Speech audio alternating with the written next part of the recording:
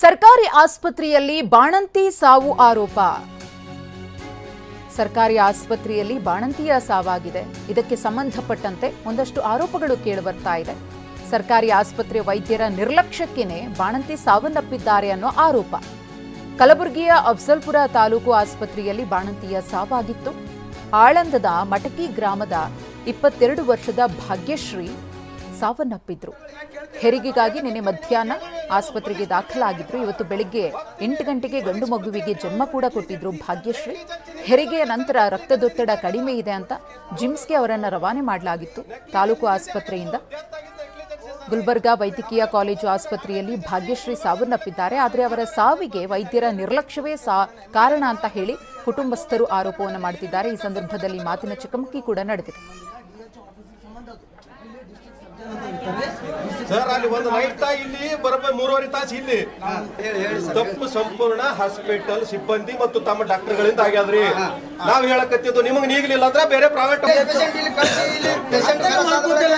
ಇದೆ. ಅರ್ಥ ಆಗ್ತಾ ಇದೆ, ನಮ್ಗೆ ಸಂಪೂರ್ಣ ಅರ್ಥ ಆಗದೆ. ಗುಣಮಟ್ಟದ ಚಿಕಿತ್ಸೆ ಇಲ್ಲ ದಯವಿಟ್ಟು ಅರ್ಥ ಮಾಡ್ಕೊರಿ. ಹೇಳಕತ್ತೀವ್ರಿ ನಿಮಗೆ ಹೇಳಿ. ಈ ಕುರಿತು ಮತ್ತಷ್ಟು ಮಾಹಿತಿಯನ್ನ ಕೊಡ್ತಾರೆ ನಮ್ಮ ಪ್ರತಿನಿಧಿ ದತ್ತಾತ್ರೇಯ. ಈಗಾಗಲೇ ರಾಜ್ಯದ ಬೇರೆ ಬೇರೆ ಜಿಲ್ಲಾಸ್ಪತ್ರೆಗಳಲ್ಲಿ ಬಾಣಂತಿಯರ ಸರಣಿ ಸಾವಾಗ್ತಿರುವುದನ್ನು ನೋಡ್ತಾ ಇದ್ದೀವಿ. ಇದೀಗ ಗಾಳಿ ಕಲಬುರಗಿ ಕಡೆಗೆ ಬೀಸಿದ್ಯಾ ಅಂತ ಹೇಳಿ ಏನಾಯ್ತು ಅಂತ, ಏನಾಗಿತ್ತು ಭಾಗ್ಯಶ್ರೀ ಅವರಿಗೆ, ವೈದ್ಯರು ಏನ್ ಹೇಳ್ತಾರೆ? ಸದ್ಯ ಏನು ಬೆಳಿಗ್ಗೆ 8 ಗಂಟೆಗೆ ಇವ್ರದ್ದು ಹೆರಿಗೆ ಆಗಿರುತ್ತೆ ಏನು ಅಫ್ಜಲ್ಪುರ ತಾಲೂಕು ಆಸ್ಪತ್ರೆಯಲ್ಲಿ. ಅಲ್ಲಿಂದ ಏನು ಅಂತಾರೆ ಲೋ BP ಮತ್ತು ತೀವ್ರತರನಾದಂತ ಏನು ರಕ್ತಸ್ರಾವ ಆದ್ರಂತ ತಕ್ಷಣ ಏನು ಅಂತಾರೆ ಅಲ್ಲಿದ್ದಂತ ವೈದ್ಯರು ಕಲಬುರಗಿ ಜಿಮ್ಸ್ಗೆ ರೆಫರ್ ಮಾಡ್ತಾರೆ. ಬೆಳಿಗ್ಗೆ ಏನು ಅಂತಾರೆ 8 ಗಂಟೆ 9 ಗಂಟೆ ಅಷ್ಟೊತ್ತಿಗೆ ಕಲಬುರಗಿ ಜಿಮ್ಸ್ಗೆ ಅಡ್ಮಿಟ್ ಮಾಡಲಾಗಿರುತ್ತೆ. ಇಲ್ಲೂ ಕೂಡ ಅವರ ಪರಿಸ್ಥಿತಿ ಯಥಾಸ್ಥಿತಿ ಇರುತ್ತೆ. ಯಾಕಂತಂದ್ರೆ ತೀವ್ರ ರಕ್ತಸ್ರಾವದಿಂದ ಬಳಲ್ತಾ ಇದ್ದಂತ ಭಾಗ್ಯಶ್ರೀಯನ್ನ ಶತಾಯಗತಾಯ ಕಾಪಾಡಬೇಕು ಅನ್ನುವಂತ ನಿಟ್ಟಿನಲ್ಲಿ ಜಿಮ್ಸ್ ವೈದ್ಯರು ಸಾಕಷ್ಟು ಪ್ರಯತ್ನ ಪಟ್ಟಿದ್ರು. ಆದ್ರೆ ಮಧ್ಯಾಹ್ನದ ಹೊತ್ತಿಗೆ ಏನು ಅಂತಂದ್ರೆ ಆಕೆ ಉಸಿರು ಚೆಲ್ಲಿದ್ದಂಥದ್ದು.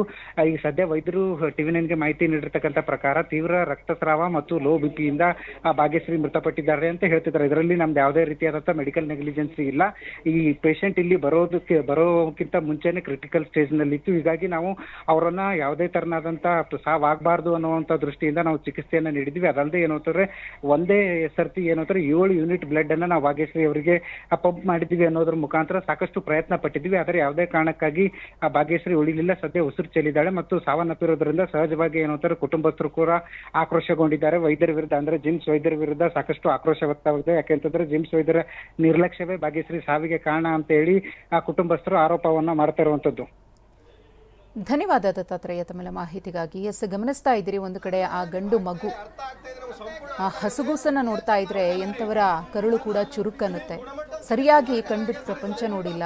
ಆ ಮಗು ತನ್ನ ತಾಯಿಯನ್ನ ಕಳ್ಕೊಂಡಿದೆ. ಮುಂದೆ ಯಾರ ಆಸರೆ ಅದಕ್ಕೆ? ಈ ರೀತಿಯಾಗಿ ನಿರ್ಲಕ್ಷ್ಯದಿಂದ ಸಾವಾಗಿದೆ ಅನ್ನೋದು ಸಾಬೀತಾದ್ರೆ ನಿಜಕ್ಕೂ ಕೂಡ ಅಂಥವರಿಗೆ ತಕ್ಕ ಶಿಕ್ಷೆ ಆಗಲೇಬೇಕು. ಎಷ್ಟು ಪ್ರಾಣ ಅಂತ ಹೋಗುತ್ತೆ ಜಿಲ್ಲಾಸ್ಪತ್ರೆಗಳಲ್ಲಿ, ಅದರಲ್ಲೂ ಬಾಣಂತಿಯರ ಸಾವುಗಳಾಗ್ತಾ ಇದೆಯಲ್ಲ, ಇದು ಸಹಿಸಿಕೊಳ್ಳೋಕೆ ಸಾಧ್ಯ ಇಲ್ಲ. ಬಳ್ಳಾರಿ ಆಯಿತು, ಕೆಲವೊಂದು ಭಾಗಗಳಲ್ಲಿ ಇದೇ ರೀತಿ ಘಟನೆ ನಡೀತಾ ಇದೆ. ಸರ್ಕಾರ ತುಂಬಾನೇ ಗಂಭೀರವಾಗಿ ತೆಗೆದುಕೊಳ್ಬೇಕಾದಂತಹ ಸ್ಥಿತಿ ನಿರ್ಮಾಣವಾಗಿದೆ.